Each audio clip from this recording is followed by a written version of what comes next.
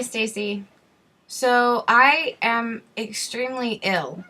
Um, so in order to lessen the burden on myself this coming week, I'm doing 2 videos at once today while I'm extremely ill. I swear to God, it makes sense in my head. First, I would like to respond in a tiny way to your video about playbills, which I really enjoyed. I am not as well versed in musical theater as you are, but I do enjoy it, and I enjoy hearing you talk about it, and I just wanted to mention the emotional connection with music. Some of my favorite performers are the ones that go out there and sing country or pop or rock or whatever and leave it all out there. I would like to throw BJ Barham and Ryan Starr out there as two guys who absolutely rip their guts out and hearts out on stage, and it's amazing. So you guys check out Ryan Starr and American Aquarium. Do it. I have been thinking about this Things You Loved as a Teenager video idea for like the last week or something, mostly because I couldn't pick between 3 things. So I decided to just do a video about all of them. And these are really things that I kind of loved as like late childhood, early teenagerhood, and then either rediscovered or have never let go of. This is The Secret of Ronin-ish. This is my very favorite movie ever. I no longer even own a VHS player, and yet I have it on VHS.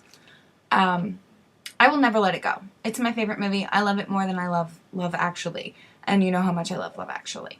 For those of you unfamiliar with The Secret of Ronin-ish, it's actually based on a book called The Secret of Ron Marsh Scary, about a little girl who is sent to live with her grandparents in a little fishing village on the coast of Ireland, where they had previously lived a life out on the islands,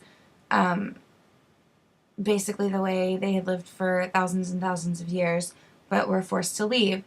And when the government forced them to leave their island, her little brother Jamie got left behind and raised by the seals for 4 years. It's an amazing movie. It's about loss and pain, and sometimes eucatastrophe comes along and you get back what you lost, and how much of a miracle that is.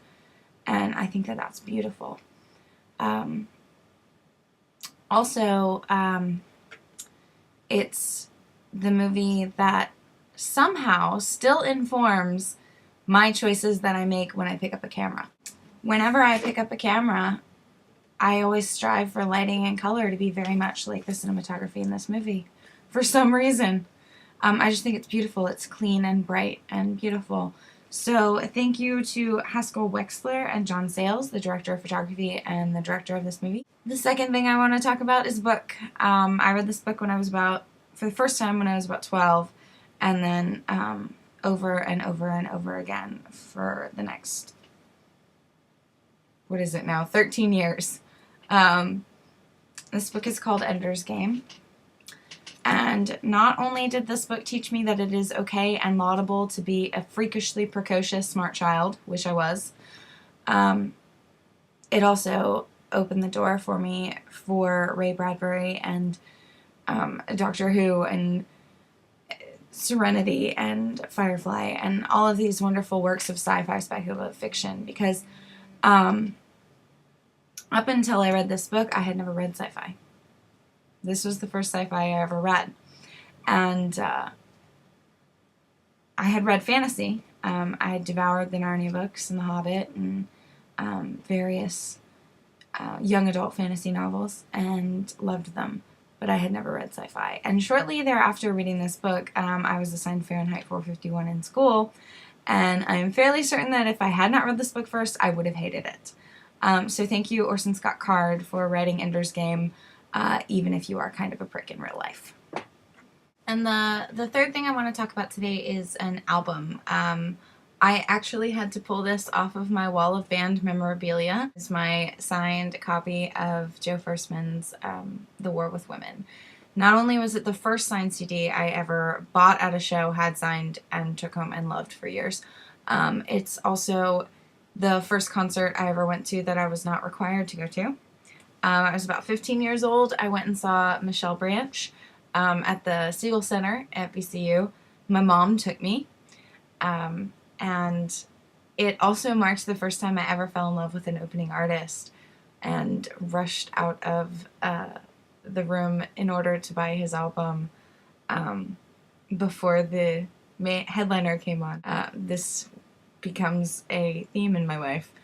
It also marks the beginning of my love of angsty poppy folk rock, played by guys with guitars and/or pianos.